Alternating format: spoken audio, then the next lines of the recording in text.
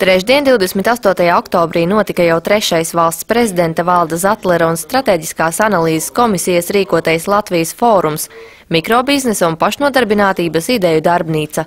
Turpinot aizsākto un sabiedrības pārmaiņu un pašorganizācijas kustību, 4 Latvijas pilsētās tika organizētas nodarbinātības darbnīcas, lai palīdzētu cilvēkiem ar viņu pašreizējo pieredzes un zināšanu bāzi izstrādāt plānu, kā viņi varētu uzsākt uzņēmējdarbību. Fórumā Jēkabpilī viesojās arī valsts prezidents Valdis Zatlers. Valsts uzdevums faktiski ir šobrīd tikai radīt apstākļus, radīt likumisko bāzi, lai cilvēki varētu brīvi darboties. Kā es vēlreiz teikšu, savā un savu apkārtējo labā. Un tāpēc fórums notiek konkrētā pilsētā, kur to vēlās apspriest. Un šeit atnākuši konkrēti cilvēki, kur saprot, ka viņi varētu radīt šīs darba vietas. Prezidents Jēkabpiliešus aicināja būt uzņēmīgiem un negaidīt, kad ārzemju investori pilsētā uzbūvētu kādu lielu rūpnīcu, kas nodrošinātu jaunas darba vietas, bet gan uzņemties atbildību par savu labklājību pašiem. Jā, tas jautājums, kas es gribu būt? Es gribu būt tas, kas iet pie kādos, es gribu strādāt, iedot man labs, un cik man par to maksās.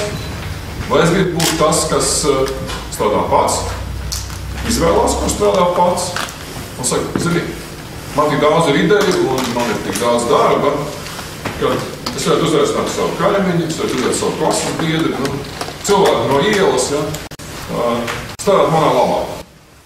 Fóruma dalībnieki izveidoja 4 darba grupas, kurās iesaistoties uzņēmējdarbības mentoriem un ekspertiem, tika radītas idejas jaunu uzņēmumu veidošanai vai esošo attīstībai. Pirmā darba grupa kā savu ideju prezentēja jaunas, uz visu ģimeni orientētas kafejnīcas izveidošanu Vecpilsētas laukumā vai Kene parkā. Otrā darba grupa palīdzēja radīt jaunas reklāmas un mārketinga idejas jau esošai kogriezumu ražotnei, kas nākotnē savu produkciju varētu reeksportēt. Arī trešā darba grupa izstrādāja biznesa plānu jau pastāvošam mājražošanas uzņēmumam, piedāvājot paplašināt kazas sierotavu, eksportēt savu produkciju Baltijā un izveidot uzņēmumā muzeju par kazām un to piena izstrādājumiem, kas veicinātu turismu.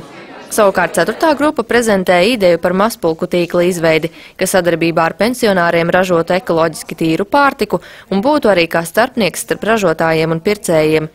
Darbnīcas otrajā daļā, balstoties uz labas prakses piemēriem no citām valstīm, atklātā diskusijā kopā ar ekspertiem darbnīcas dalībnieki tika rosināti izstrādāt konkrētas idejas, kas Latvijas novada vai reģiona apstākļos vislabāk noderētu mikrouzņēmējdarbības veicināšanai.